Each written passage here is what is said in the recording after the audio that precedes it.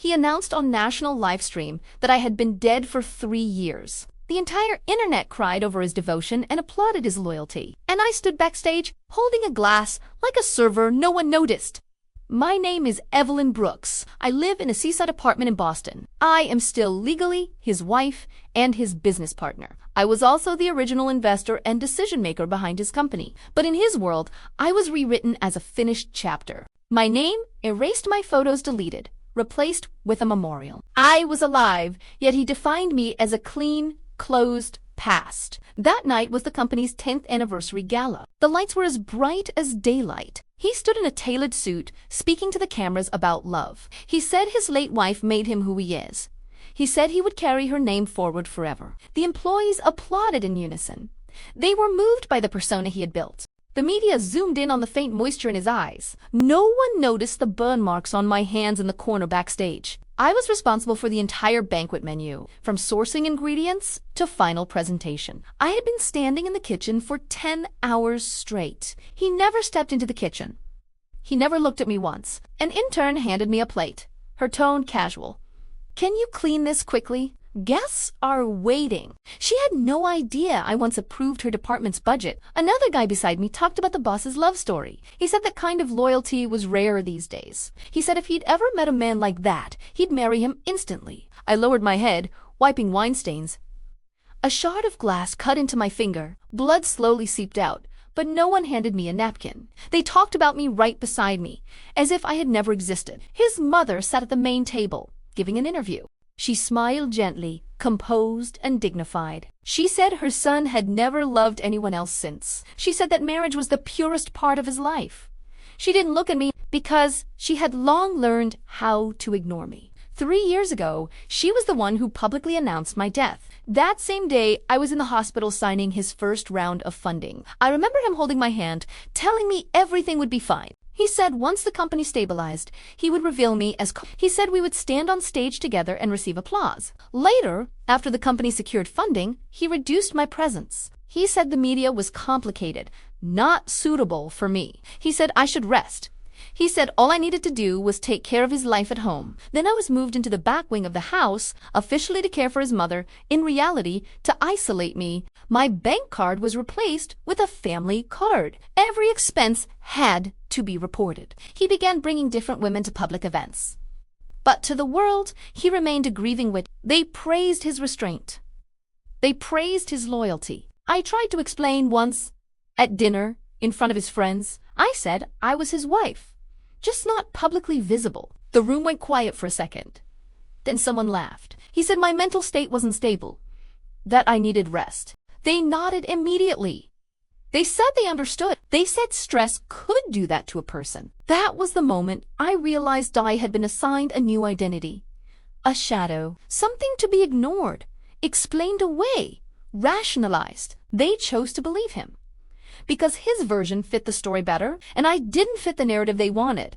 My days became a loop. Morning to midnight. Kitchen, hallway, storage room, moving between them like a tool with no name. One time, I accidentally stepped into the living room. A camera caught me for a second. The PR manager immediately pulled me away, whispering sharply, "No one outside the approved list can appear on camera." I asked her, "Then what am I?" She looked at me and said, "Your staff. Please follow protocol." Her tone was calm, like stating a rule. That night, I sat on the backyard steps for a long time. The ocean wind was cold, but for the first time, I felt clear. It wasn't that they couldn't see me. It was that they chose not to. A sentence kept repeating in my mind. When everyone believes a lie, it becomes reality, unless someone tears it open in front of them. I stopped explaining, stopped trying to be understood.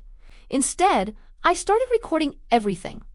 His accounts, his contracts, the shares he transferred using my identity, the documents he forged. I contacted my original legal team through encrypted email. I retrieved the earliest investment agreements and board records.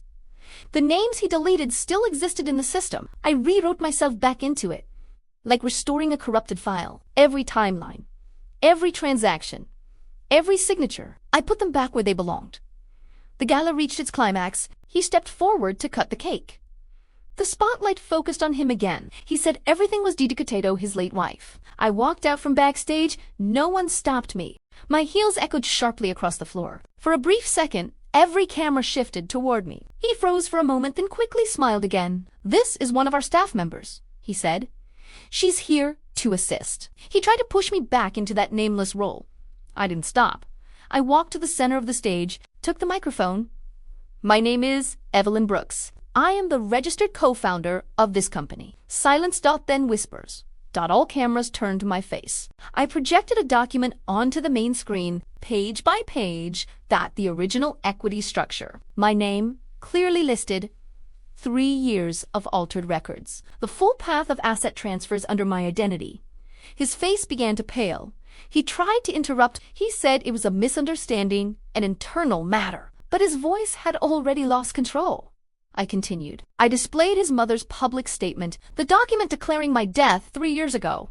The signature, the date, they directly contradicted my medical records from that same day." Gasps rose from the audience. People lowered their heads, checking information. The livestream comments flipped instantly. Praise turned into doubt. They finally saw the crack in the story. I spoke one last sentence. Slowly, clearly. "The person you mourned was never dead.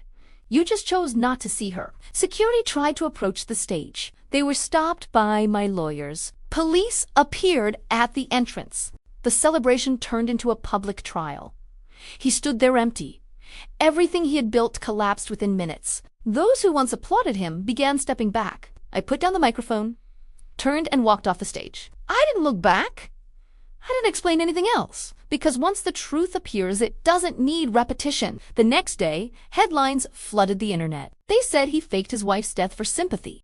They said the real founder had been hidden for 3 years. I sat by the ocean, signing contracts that belonged to me.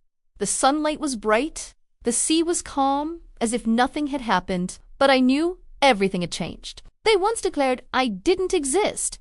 Now they had to put every title before my name, and he would only remain in history as a marked lie. Someone asked if I would forgive him, if I would go back. I didn't answer. I just turned off the video. Some stories don't need an ending. They just need to be seen